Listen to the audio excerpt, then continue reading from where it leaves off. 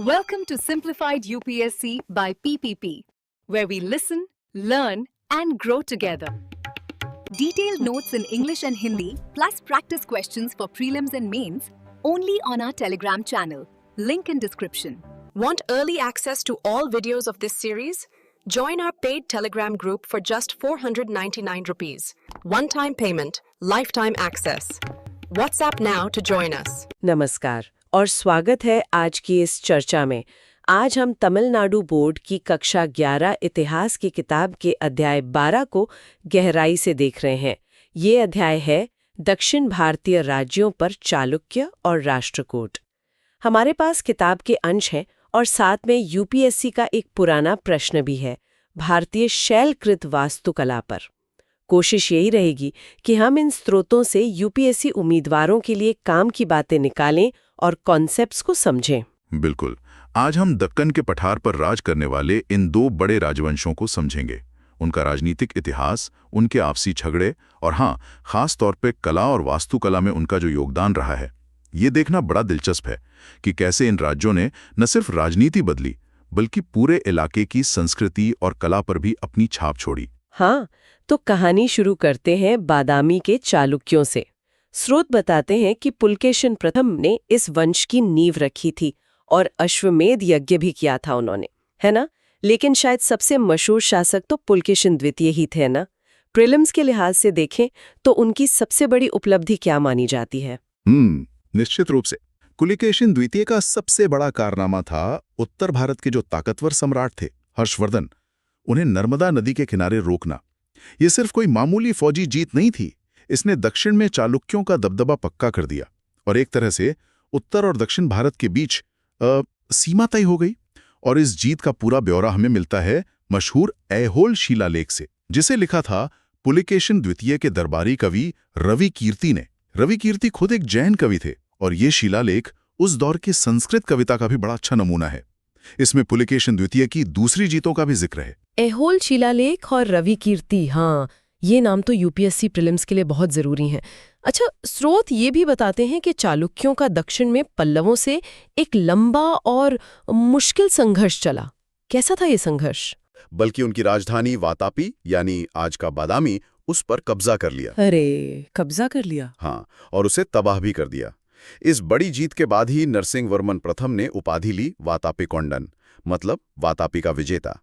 इस हार से चालुक्य शक्ति को बहुत बड़ा झटका लगा था, हालांकि बाद में उन्होंने फिर से ताकत हासिल कर ली थी। वातापी कुंडन, ये उपाधि भी याद रखने वाली है। अच्छा, अब आते हैं कला और वास्तुकला पर। ये तो चालुक्यों की एक पहचान है। उन्होंने मंदिर बनाने की वेसर शैली विकसित की। ये क्या है, क्या अहमियत है इसकी? वेसर शैली, हाँ, इसे कभी कभी चालुक्य शैली भी कह देते हैं। ये वास्तुकला के इतिहास में बहुत महत्वपूर्ण है। ये असल में उत्तर भारत की नागर शैली और दक्षिण भारत की द्रविड़ शैली का एक कह सकते हैं बहुत सुंदर मिश्रण है। और इसका विकास दक्कन के इस इलाके में हुआ, जो वैसे भी उत्तर और दक्षिण के बीच एक पुल जैसा था, भौगोलिक रूप से भी और सांस्कृतिक रूप से भी। तो चालुक्यों ने इस शैली का इस्तेमाल करके ऐहोल, बादामी और पट्टदकल जैसी जगहों पर कई शानदार मंदिर बनवाए। ये संरचनात्मक मंदिर थे। अच्छा, संरचनात्मक मंदिर। हाँ, और ऐहोल को तो भारतीय मंदिर वास्तुकला का पालना भी कहते हैं, क्योंकि वहां हमें मंदिर बनाने के शुरुआती प्रयोग दिखते हैं। चालुक्यों ने गुफा मंदिर भी बनवाए थे। अजंता, एलोरा, नासिक में इसके उदाहरण हैं। भारतीय मंदिर वास्तुकला का पालना, वाह! ऐहोल का ये नाम ही उसकी अहमियत बता देता है। और पट्टदकल, स्रोत बताते हैं कि वो यूनेस्को विश्व धरोहर स्थल है। वहाँ क्या खास है? पट्टदकल तो वाकई में अनोखी जगह है। वहाँ क्या है कि लगभग एक ही जगह पर हमें नागर और द्राविड़ दोनों शैलियों के मंदिर साथ साथ मिलते हैं। स्रोत कहते हैं कि वहाँ 10 मंदिर हैं, 4 उत्तर यानी नागर शैली में और 6 दक्षिण यानी द्रविड़ शैली में।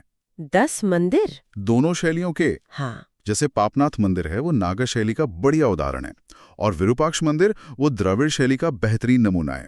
और मजे की बात यह है कि विरूपाक्ष मंदिर जो है वो कांची के कैलाशनाथ मंदिर के मॉडल पर बना है। कैलाशनाथ मंदिर पल्लवों ने बनवाया था। अच्छा, पल्लव मंदिर के मॉडल पर? हाँ, और इसे बनवाया था चालुक्य राजा विक्रमादित्य द्वितीय की रानी लोक महादेवी ने, जब विक्रमादित्य ने कांची पर जीत हासिल की थी। ऐसा भी कहते हैं कि इसे बनाने में कांची से लाए गए कारीगरों का भी हाथ था। ये तो बड़ा दिलचस्प है कि मतलब राजनीतिक जीत के बाद कला का भी आदान प्रदान होता था। अच्छा, स्रोत में चालुक्य चित्रकला का भी जिक्र है क्या? है कि चालुक्य पेंटिंग्स के कुछ नमूने बादामी गुफा मंदिरों और अजंता की गुफाओं में मिलते हैं। अजंता में एक मशहूर पेंटिंग है जिसमें पुलकेशिन द्वितीय को एक फारसी दूत का स्वागत करते हुए दिखाया गया है। यह उनके अंतर्राष्ट्रीय संबंधों की तरफ इशारा करता है। कमाल है, चालुक्यों की राजनीतिक और सांस्कृतिक विरासत तो काफी गहरी है। चलिए अब कहानी को आगे बढ़ाते हैं और राष्ट्रकूटों की तरफ चलते हैं। दक्कन के इतिहास में उनका उदय कैसे हुआ? राष्ट्रकूटों का उदय हुआ चालुक्यों के बाद, जब चालुक्य कमजोर पड़ गए। इस वंश की स्थापना की दंती दुर्ग ने। उन्होंने जो आखिरी बादामी चालुक्य शासक थे उन्हें हराया और दक्कन में अपनी सत्ता जमाई। और राष्ट्रकूट बहुत जल्दी ही भारत की बड़ी ताकतों में गिने जाने लगे। उनकी सबसे बड़ी राजनीतिक इच्छा थी कन्नौज पर नियंत्रण करना। इसके लिए उन्होंने उत्तर भारत के पालों और प्रतिहारों के साथ एक बहुत लंबा संघर्ष किया। हाँ, वो त्रिपक्षीय संघर्ष। बिल्कुल, त्रिपक्षीय संघर्ष। ये करीब 200 साल तक चला और इसने तीनों ही शक्तियों को काफी कमजोर कर दिया था। त्रिपक्षीय संघर्ष ये तो मध्यकालीन भारत के इतिहास का एक बहुत बड़ा चैप्टर है। अच्छा, राष्ट्रकूटों के सांस्कृतिक योगदान की बात करें तो स्रोत एलोरा के कैलाश मंदिर पर बहुत जोर देते हैं। क्या खासियत है इसकी? एलोरा का कैलाश मंदिर यानी गुफा संख्या 16, वो तो सच में भारतीय वास्तुकला का एक अजूबा है और राष्ट्रकूटों की ताकत और उनकी कला प्रेम का सबसे बड़ा सबूत। इसे बनवाया था राष्ट्रकूट शासक कृष्ण प्रथम ने, लगभग 756 से 773 ईस्वी के बीच। इसकी सबसे बड़ी खासियत यह है कि ये दुनिया की सबसे बड़ी एकल चट्टान मोनोलिथिक संरचना है। मतलब एक ही बहुत बड़े पत्थर को ऊपर से नीचे और बाहर से अंदर की तरफ काटकर बनाया गया है। एक ही पत्थर से पूरा मंदिर? हाँ, सिर्फ मंदिर नहीं, पूरा मंदिर परिसर, मंडप, गोपुरम, दूसरी इमारतें, सब कुछ उसी एक चट्टान से तराशा गया है। ये इंजीनियरिंग और कला का मतलब अद्भुत नमूना है। राष्ट्रकूटों ने एलिफेंटा की गुफाओं को बनाने में भी बड़ा योगदान दिया। वहां की जो विशाल त्रिमूर्ति प्रतिमा है वो तो दुनिया भर में मशहूर है। एकल चट्टान से तराशा गया पूरा मंदिर परिसर, ये सोचना भी मुश्किल है।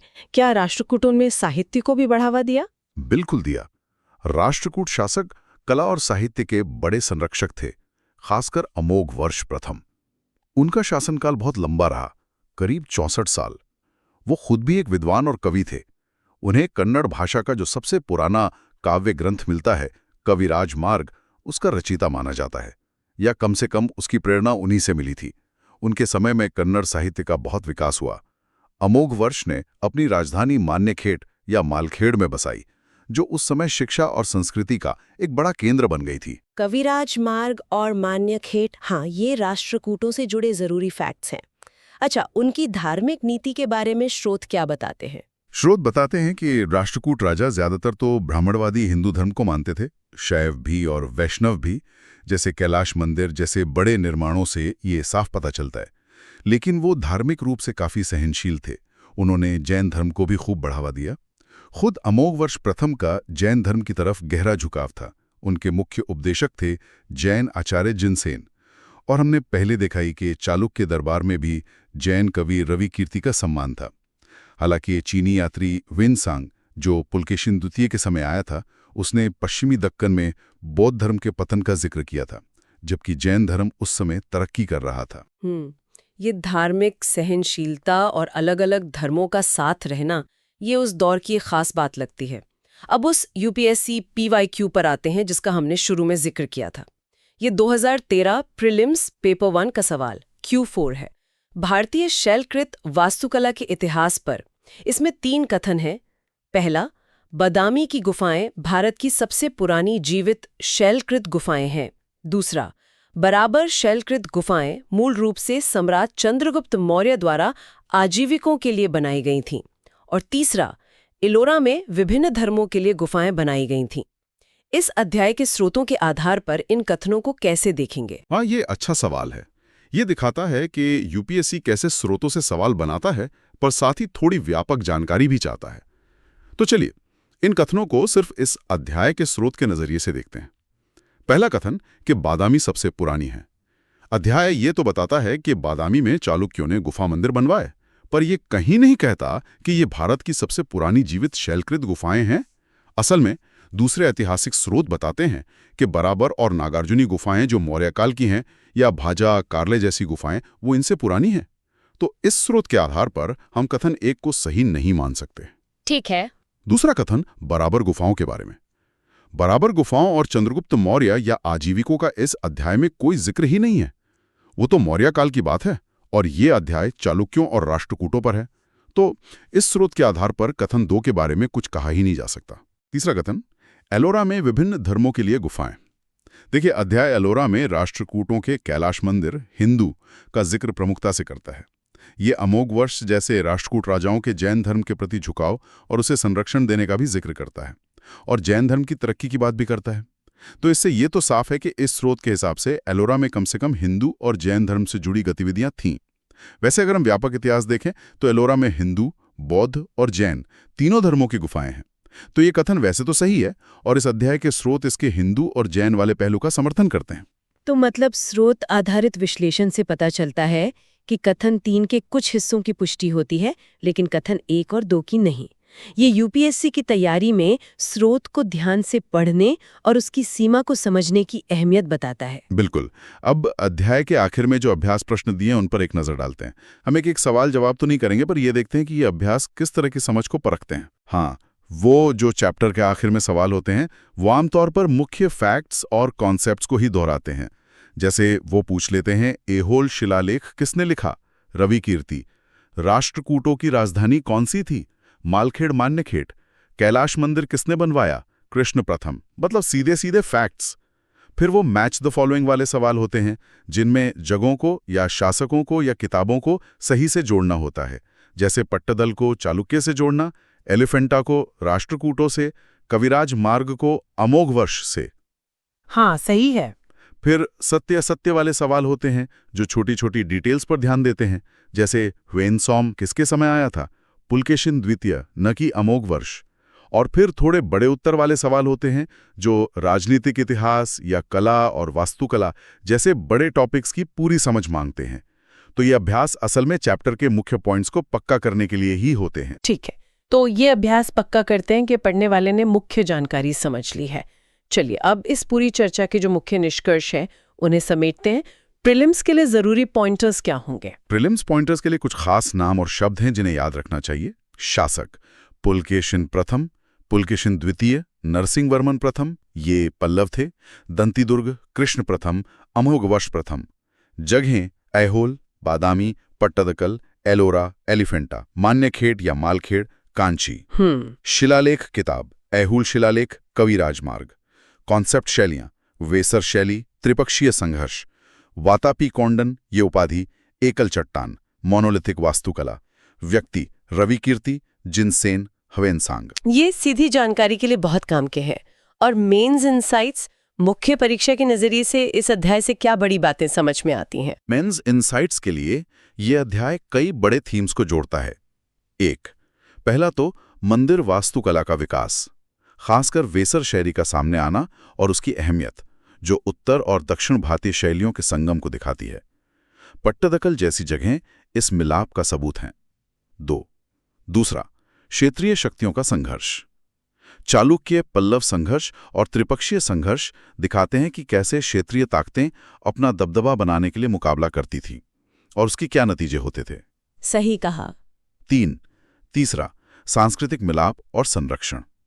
दक्कन में कन्नड़ साहित्य का विकास, खासकर राष्ट्रकूटों के समय में, और अलग अलग धार्मिक परंपराओं का, मुख्यतः हिंदू धर्म और जैन धर्म का साथ रहना और शाही संरक्षण मिलना, ये इस इलाके की सांस्कृतिक जिंदगी को दिखाता है। 4 और चौथा, कला और शक्ति का रिश्ता। एलोरा का कैलाश मंदिर जैसे बड़े निर्माण सिर्फ कला के नमूने नहीं थे, वो शासकों की ताकत, उनकी इज्जत और उनकी धार्मिक आस्था के प्रतीक भी थे। तो ये साफ है कि चालुक्य और राष्ट्रकूट सिर्फ ताकतवर योद्धा ही नहीं थे, बल्कि वो कला, वास्तुकला और साहित्य के बड़े संरक्षक भी थे, जिन्होंने दक्कन के पठार पर अपनी एक गहरी छाप छोड़ी। उनकी विरासत आज भी हमें एलोरा, पट्टदकल और दूसरी जगहों पर प्रेरित करती है। बिल्कुल। और यहाँ एक सोचने वाला सवाल ये उठता है कि इन राजवंशों ने जो कला और वास्तुकला की शैलियां विकसित की और उन्हें सहेजा, खासकर वेसर शैली, उसने बाद के राजवंशों जैसे कल्याणी के चालुक्य या होयसल उनकी कला को कैसे प्रभावित किया होगा। दक्कन की ये अनोखी कलात्मक परंपरा आगे कैसे विकसित हुई, ये निश्चित रूप से आगे और जानने के लिए एक दिलचस्प विषय हो सकता है। आज की इस गहन पड़ताल के लिए धन्यवाद। Thanks for watching. Follow us on Telegram and Instagram. Don't forget to like, share, and subscribe.